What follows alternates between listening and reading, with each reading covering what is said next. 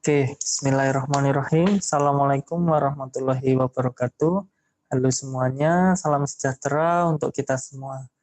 Pada episode kali ini kita akan mendiskusikan nih, kita akan berbagi share tentang bagaimana kita mengidentifikasi jenis dan peluang usaha yang ada di luar sana ya, yang ada di masyarakat, yang ada di manapun itu berada. Nah, bagaimana tuh kita bisa mengidentifikasi hal tersebut atau fenomena tersebut menjadi sebuah peluang usaha yang kita bisa manfaatkan dan bisa kita terapkan ke dalam usaha kita. Jadi kalau kita bingung mau usaha apa, dengan adanya kondisi dan fenomena yang terjadi, itu memudahkan kita nih. Bagaimana malah memudahkan kita supaya bisa membuka usaha atau memiliki usaha yang jauh lebih matang, jauh lebih efisien, jauh lebih efektif dan juga menghasilkan profit yang tidak kalah tidak kalah banyak jika kita memiliki usaha yang langsung memulai tanpa membaca peluang usaha. Nah, itu pasti pasti selain tidak kalah banyak, malah jauh lebih banyak ya karena kita hadir sesuai dengan kebutuhan yang ada di masyarakat atau yang ada di pasar. Nah, hal tersebut akan bermanfaat bagi kita dalam dalam apa? Dalam hadir, dalam masuk, dalam penetrasi pasar. Sehingga kita dapat bertahan lama nih eksistensinya di dalam industri.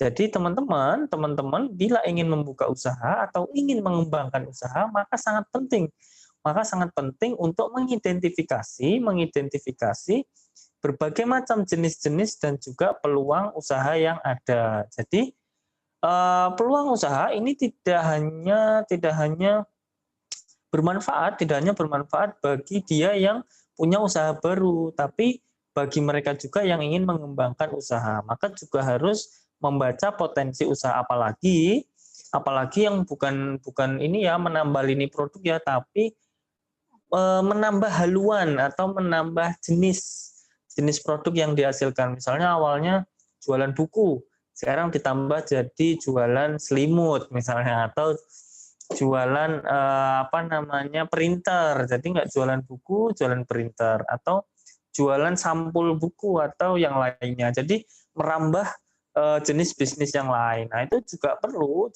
melakukan identifikasi peluang usaha. Nah, nanti bila teman-teman merasa ada yang harus ditambahkan, ada yang harus dikomentari, silahkan dikomentari, bisa melalui sosial media apapun. Nah, sebelum saya lanjutkan, saya akan melakukan share screen terlebih dahulu ya tentang materi ataupun bahan diskusi kita kali ini.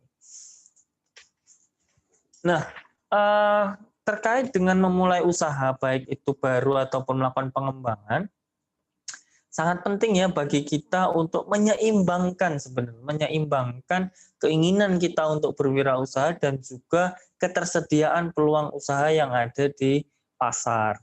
Bila tidak ada peluang, maka kita tidak boleh memaksakan kehendak untuk membuka suatu usaha atau mengembangkan suatu usaha, karena itu akan menimbulkan kegagalan ya, karena itu akan mengakibatkan kegagalan secara fatal, secara signifikan terhadap usaha yang akan kita laksanakan. Jangankan yang baru ya, yang baru tuh kalau gagal langsung tutup. Kalau yang ngembangin kan kalau gagal rugi. Yang rugi nggak cuma satu usaha yang tutup itu, tapi usaha yang lama pun ikut tergerus karena pengembangan usahanya pasti berdasarkan modal yang ada pada usaha yang lama. Nah, maka dari itu teman-teman sebagai calon wirausahawan yang budiman, maka teman-teman harus paham, harus jeli ya dalam mengidentifikasi peluang usaha yang ada. Teman-teman merasa bahwa peluang usaha yang signifikan nantinya akan diterima adalah usaha dengan modal yang besar, dengan ide yang besar, lalu dengan kreativitas yang besar. Nah, mungkin itu memang benar adanya. Bisa jadi itu memang benar, tapi semua itu akan disesuaikan dengan kondisi yang ada. Semua itu akan sesuai dengan keadaan saat ini. Jadi Jadi tidak perlu ya, mungkin kita boleh bermimpi ya, bermimpi ingin mewujudkan hal tersebut boleh. Namun ketika ingin melakukan atau memulai pada awal dan juga kita memiliki keterbatasan di berbagai sektor manajerial termasuk dalam modal ya khususnya. Nah, teman-teman bisa menggunakan asumsi apa? Meningkatkan kreativitas, meningkatkan inovasi dalam ide, namun dengan budget yang minim atau dengan anggaran yang minim. Sehingga apa? Sehingga dengan adanya peluang usaha, teman-teman tetap bisa mencapai peluang tersebut, namun dengan usaha yang skalanya mikro, kecil ataupun menengah. Nah, dalam memulai usaha kita biasanya tidak pernah jauh-jauh dari apa yang kita bisa sebenarnya. Dan itu memang tidak perlu jauh-jauh dari apa yang kita bisa. Contohnya kalau teman-teman pernah menemui ya istilah produk. Produk itu kan bukan hanya barang ya, produk itu ada barang dan jasa. Dengan jasa itu lebih mudah dalam memulai usaha karena ya sesuai dengan skill yang kita bisa aja, atau bahkan kita nggak punya skill nih, tapi kita punya link atau jaringan yang banyak, itu pun juga bisa membuka usaha. Apakah menurut teman-teman nih, orang yang jualan sepatu itu bisa bikin sepatu? Belum tentu. Terus apakah orang yang punya percetakan itu bisa ngeprint sendiri dengan menggunakan alat yang sebegitu canggihnya? Belum tentu juga. Jadi bisa saja memulai usaha itu dengan apa? Bahasanya kita zaman sekarang, dengan jadi broker, dengan jadi istilahnya jadi apa ya? Pihak ketiga. Nah, misalnya seperti itu. Jadi tidak harus semua diawali dengan milik kita sendiri. Itu memang bagus, tapi tidak selamanya harus seperti itu. Bisa jadi bertahap. Dengan awalnya itu kita jadi pihak ketiga atau broker, selanjutnya sedikit demi sedikit itu kita membuat usaha yang menjadi hak milik kita sendiri begitu. Di mana awalnya biasanya bisa secara individu atau bersama kolega atau yang lainnya, yaitu bersama dengan keluarga, atau biasanya kalau keluarganya udah punya usaha ya melanjutkan usaha keluarganya. Namun tidak hanya melanjutkan, pastinya bila teman-teman adalah seorang yang milenial ya, seorang yang lahir dengan kecanggihan teknologi ya, tapi bukan lahirnya di download ya. Nah, teman-teman pasti kan memiliki wawasan yang lebih luas daripada keluarganya teman-teman yang dahulu merintis usaha tersebut. Nah, maka dari itu pasti teman-teman melanjutkan usaha keluarga akan melakukan berbagai macam inovasi. Selain untuk memperoleh pendapatan yang lebih tinggi, pasti teman-teman juga mengharapkan apa? Mengharapkan sebuah kepuasan dalam menjalankan usaha. Karena apa? Karena wah, ini nih hasil karyaku. Aku bisa berkontribusi, bisa meningkatkan penjualan dan nama besar dari merek atau brand atau nama perusahaan yang sudah dimiliki oleh keluarga. Jadi pasti teman-teman ketika memulai usaha banyak nih di pikiran, banyak banget, tapi nggak bisa cara meluapkannya ya. Nggak tahu nih cara menuangkannya dengan media apa. Maka sangat banyak lingkungan yang mendukung teman-teman sebenarnya. Nah, ini akan mendukung teman-teman dalam meraih peluang usaha yang ada. Di mana saja media lingkungan yang bisa teman-teman temui, sehingga teman-teman memperoleh keyakinan untuk membuka usaha tersebut atau mengembangkan sebuah usaha. Yang pertama keluarga, yang kedua kolega, yang ketiga apa? Yang ketiga adalah lingkungan yang benar-benar eksternal seperti sosial media ataupun benchmark dari usahanya orang. Nah, itu juga bisa, atau dari workshop, dari seminar. Nah, itu bisa. Jadi apapun itu manfaatkanlah menjadi sebuah potensi, sehingga apa? Sehingga teman-teman ini bisa membuka usaha yang baru atau bisa mengembangkan usahanya menjadi lebih besar. Tidak harus langsung besar ya. tapi lebih kepada bagaimana penetrasi pasar dan bagaimana cara membaca peluang pasar yang ada di dalam industri atau yang dibutuhkan saat ini. Nah, di sini ada dua, teman-teman, seperti yang saya singgung tadi ya, selama saya menjelaskan atau saya menyampaikan informasi, ada milik keluarga dan merintis usaha baru. Nah, bila merintis bisnis baru, apa yang perlu diperhatikan? Yang pertama, bidang dan jenis usaha yang dimasuki. Apakah ini masuknya jasa ataukah produk? Bila ini produk, masuknya ke dalam bidang atau jenis apa? Jasa pun juga seperti itu. Maka sangat penting teman-teman harus memperhatikan. Jadi kayak bila kita ingin membuat produk ini udah ada belum? Terus habis itu merek besar itu dimiliki siapa? Pasar yang paling besar itu punyanya siapa? Nah, terus habis itu apa hal atau apa kelemahan yang sekiranya bisa kita masuki sehingga usaha kita bisa dikenal oleh orang. Minimal dikenal deh sebelum dibeli. Nah, bukan berarti pasar itu seluruhnya itu dikuasai oleh brand besar, tidak.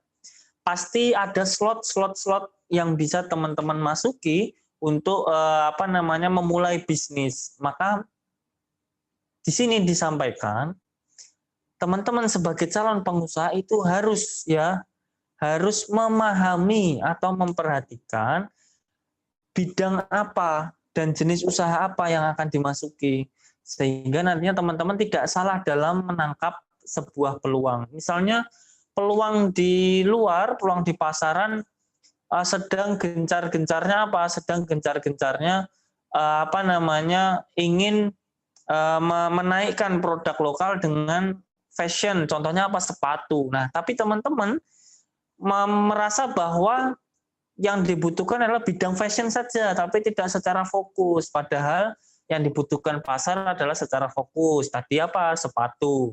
Teman-teman bikin apa? Bikin malah baju. Nah, kan tidak sesuai dengan kebutuhan pasar. Kalau teman-teman teman-teman menuju pada pasar sepatu, maka teman-teman harus bikin sepatu. Dan sepatu pun pasti beragam ya, ada sepatu cowok, sepatu cewek, sepatu cowok dengan jenis apa, sepatu cewek dengan jenis apa, jadi macam-macam. Selanjutnya, bentuk usaha dan kepemilikan yang akan dipilih. Ini kaitannya dengan apa? Nah, bentuk usahanya apa? Mau mandiri, mau CV, atau mau PT, atau mau TBK. Terus habis itu kepemilikannya seperti apa? Apakah 100% dikelola sendiri, atau melibatkan hutang, atau melibatkan teman, kelompok, atau merger dengan yang lainnya. Itu juga harus diputuskan atau direncanakan ya sebelum membuat atau memulai sebuah usaha baru. Terus yang ketiga, tempat usaha, jelas karena ini sangat menentukan ya strategis tempatnya. Tapi zaman sekarang kan online ya, maka dari itu tempat ini bisa dialihkan dengan keunikan atau seberapa menarik sosial media ataupun aplikasi yang bisa diakses, atau sebagaimana menarikkah toko online yang teman-teman miliki, itu juga berpengaruh. Terlebih tempat ini juga bisa domisili usahanya teman-teman, apakah jauh dari pusat kota, terus habis itu masih terjangkau atau tidak, itu juga mempengaruhi. Yang keempat adalah organisasi yang akan digunakan, mau pakai organisasi yang seperti apa, strukturnya juga diisi siapa saja, itu juga penting untuk diperhatikan. Lalu yang kelima ada jaminan usaha yang mungkin diperoleh, dan yang keenam adalah lingkungan usahanya yang akan memberikan pengaruh. Nah, yang pasti membuatlah sebuah usaha dengan lingkungan yang progres ya, yang berkembang, bukan malah menjatuhkan satu dengan yang lainnya. Nah, lalu bagaimana nih cara mencari ide usahanya kalau gitu? Udah tadi ngomongin banyak, sekarang gimana caranya? Yang pertama, jelas ya, memenuhi kebutuhan konsumen. Maka based on-nya apa? Based on-nya adalah konsumen. Apa yang lagi dicari saat ini? Dan apa hal yang mudah untuk dilaksanakan ya, atau diberikan, apa yang paling mudah lah, sehingga dapat memenuhi kebutuhan konsumen tersebut. Yang kedua, menjual eceran. Dengan menjual eceran itu akan memberikan daya tarik tersendiri di mana orang biasanya jual satuan dan mahal. Nah, teman-teman bisa jual eceran dengan pasti ya harga yang lebih murah. Terus yang ketiga, menjual keunikan, jelas harus ada hal baru walaupun itu tidak terlalu signifikan. Namun, yang perlu dicatat adalah kebaruan itu atau penemuan itu dirasakan oleh konsumen.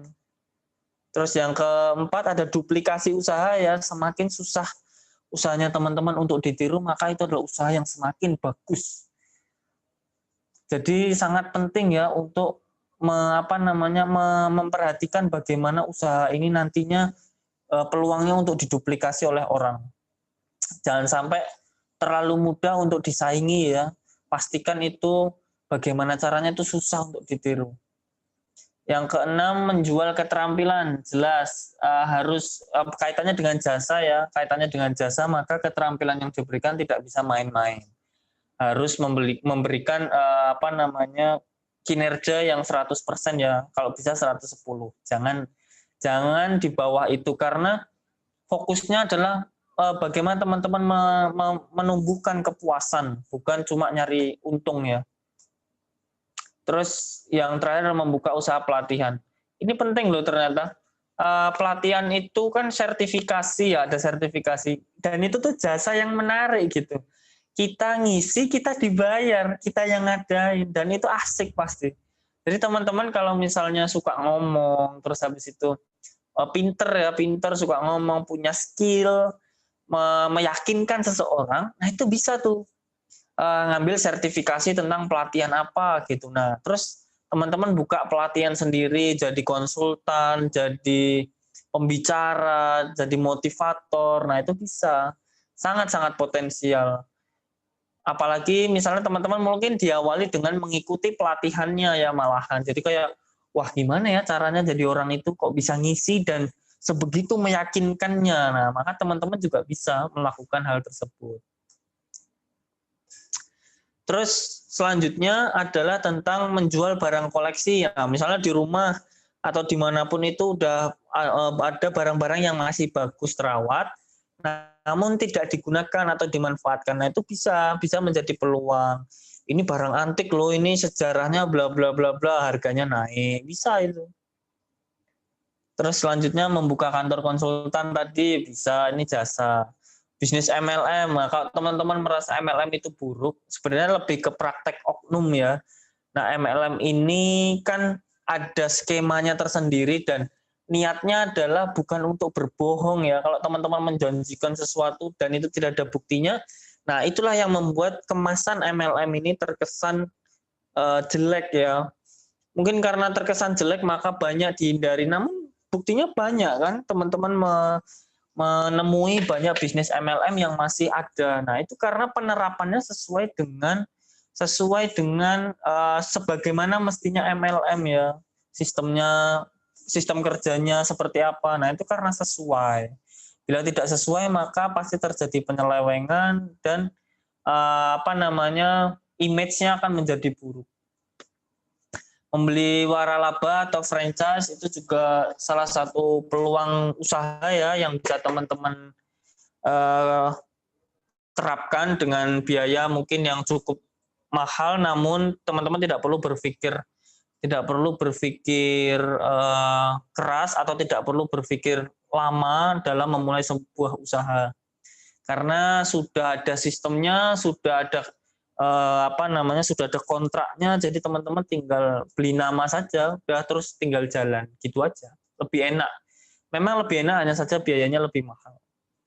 Terus sama membeli usaha perspektif ini akuisisi ya. Kalau misalnya ada teman-teman yang punya kerabat atau yang sedang menawarkan ya saya punya ide ini, namun saya butuh biaya, nah bisa teman-teman akuisisi.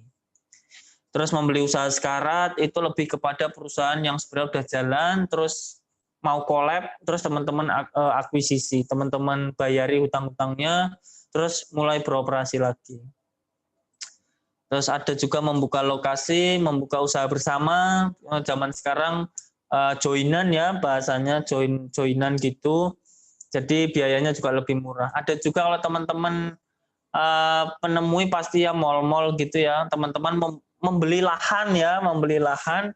Di situ teman-teman jual stand, nah itu juga bisa. Itu salah satu peluang usaha. Jadi teman-teman kayak ibu kosan, kayak ibu kontran atau bapak ibu kosan gitu kan, yang nari pajak aja tiap bulan atau tiap tahun gitu. Kayak penyedia ruko itulah sebenarnya, hanya saja lebih mini, yaitu penyedia stand lapak-lapak gitu. Jadi teman-teman beli sebuah kawasan terus ada stand-stand, silakan siapa saja bisa jualan di situ. Terus memilih jenis usaha, di sini ada pertanian, terus pertambangan, pabrikasi, konstruksi, dan juga perdagangan lainnya sampai kepada ekspor impor. Di sini ada juga retail, paling gampang itu retail. Terus ada juga jasa keuangan, ada jasa perorangan, jasa umum, dan juga jasa wisata. Ini jenis usaha jasa, ada juga berbagai macam yang produk. Nah gitu, mungkin itu saja yang bisa saya bagi tentang bagaimana kita mengidentifikasi jenis dan peluang usaha. Nah itu lebih kepada kecerdasan kita dalam membaca kondisi pasar atau kondisi fenomena yang ada saat ini. Jadi jangan sampai teman-teman ini ya ketinggalan update ya, jadi harus update informasi, jangan gosip terus.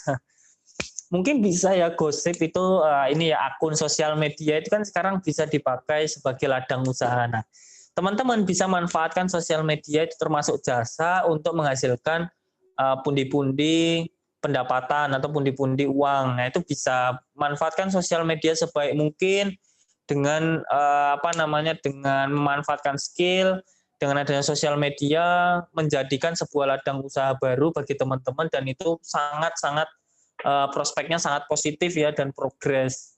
Nah, sampai bertemu di episode selanjutnya. Wabillahi taufik walhidayah. Wassalamualaikum warahmatullahi wabarakatuh.